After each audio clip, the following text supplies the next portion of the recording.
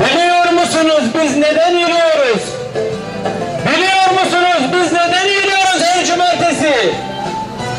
Dünyanın en gelişmiş silahlarıyla bebek, çocuk, kadın, yaşlı, hayvan bile demeden barbarca, vahşice katliam yapan Siyonist İsrail terör devletine karşı yürüyoruz. Ülkemde Siyonist istemiyorum. Ülkemde Siyonist istemiyorum. Bir Allahu Ekber. Tekbir. Allahu Ekber. Filistin'e destek. Siyonist'e lanet. Aramızda Mersin milletvekilimiz var. Kendisinden Allah razı olsun. Yürüyüşümüze teşrif eden ilk milletvekili, bunu da vurgulamak istiyorum. Kendilerinin bir teklifi vardı. İnşallah geçer. Türkiye'de yaşayan Siyonistlerin Türk vatandaşlığından çıkarılmasıyla ilgili. Hepimiz bunu destekliyoruz değil mi? Evet. Destekliyoruz değil mi? Evet. Destekliyoruz değil mi? Evet. Yöneticiler, halkın sesini lütfen dikkate alın. Türkiye'deki hekimler ve sağlık çalışanları olarak sessiz yürüyüşümüzün 45. haftasında yeniden Gazze'yi hatırlamak ve hatırlatmak için bir araya geldik. Kahraman şehitlerimizin ebedileşen çağrılarıyla meydanlardayız. Gazze topraklarında devam eden soykırım niteliğindeki katliamların üzerinden 76 yıl geçti. 7 Ekim'den bu yana neredeyse koca bir yıldır işgalci İsrail ordusu işbirlikçileriyle kabaran suç dosyalarına yenilerini eklemeye, aktif soykırıma devam etmektedir. Siyonist zalimler emzikli bebekten aksaçlıya kadar nefes alan her canlının katledilmesini kendilerine hak görmektedir. Küresel güçlerin yuvalandığı devletler ise onları alkışlar eşliğinde ülkelerinde ağırlamış, zulme açıktan destek vermiş, insan hakları ve medeniyet iddiaları konusunda ikiyüzlülüklerini bir kez daha ortaya koymuşlardır. Son 11 ayda Gazze'de her gün en az 130 kişi katledilmiş, toplam şehit sayısı 40 bini aşmıştır. Bu sayının en az 17 bini çocuk, en az 11 bini kadınlardan oluşmaktadır.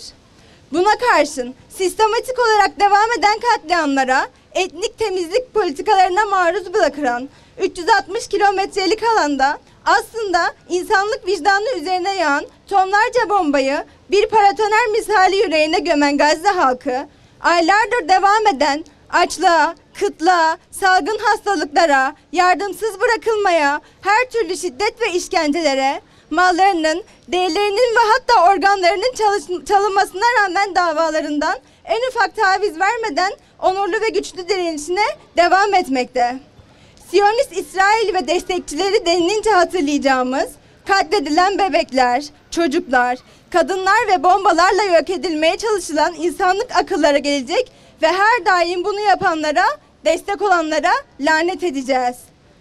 Bakın tarihin çöplüklerinde firavunlar, nemrutlar, zalim hükümdarlar, diktatörler ellerinde mazlumların kanıyla geberip gittiler.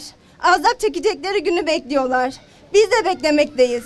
Tarafımız mazlumlar, düşmanımız zalimler. Biz zulme karşı duran hekimler, sağlık çalışanları ve yeryüzünün onurlu vicdanlı insanları olarak bu savaşta duruşumuzu ve tarafımızı ortaya koyuyoruz. Gazze'de barışın ve insanca yaşamın tesisi doğrultusunda elimizden gelen mücadeleye devam edeceğiz. Gazze'de sağlık personeli, basın mensubu, gönüllü, sivil, kadın, çocuk, ayrımı yapmaksızın kıyım yapan terörist ve sapkın topluluğa karşı sadece hekim kimliğimizle değil, toplumun vicdan sahibi bir ferdi olarak iyilik mücadelemize devam edeceğiz.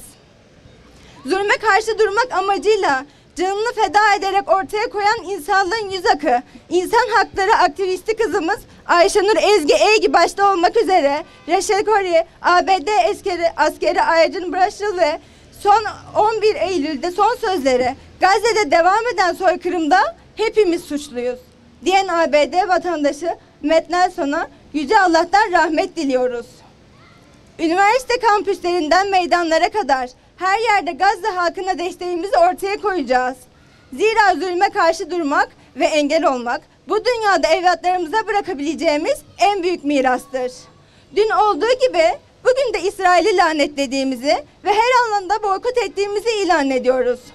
Hepinizi aktif boykot eylemine katılmaya davet ediyoruz. Son günlerde boykotun ve özellikle teknolojide anti-emperyalist tutumun önemini yaşayarak gördük. Boykot yapıldığında firmaların nasıl geri adımlar attığını veya yabancı, emperyal, siyonist firmaların teknolojisi kullanıldığında nasıl feci tabloya yol açtığını gördük. Bizler vatandaşlar olarak sloganımızı tekrar ve tekrar söyleyecek ve bunu yaşamaya devam edeceğiz. Yılmadan, yıkılmadan protestoya ve boykota devam edeceğiz.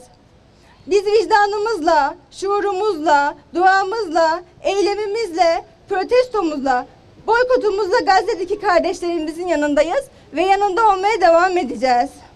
Dünyadaki tek özgür para parçası olan Gazze'ye, onurlu ve hür insanlarına, vicdanlarıyla bu zulme karşı duranlara selam olsun. Normalleştirmeyeceğiz. Sabırla ve azimle, zulme karşı duranlar olacağız.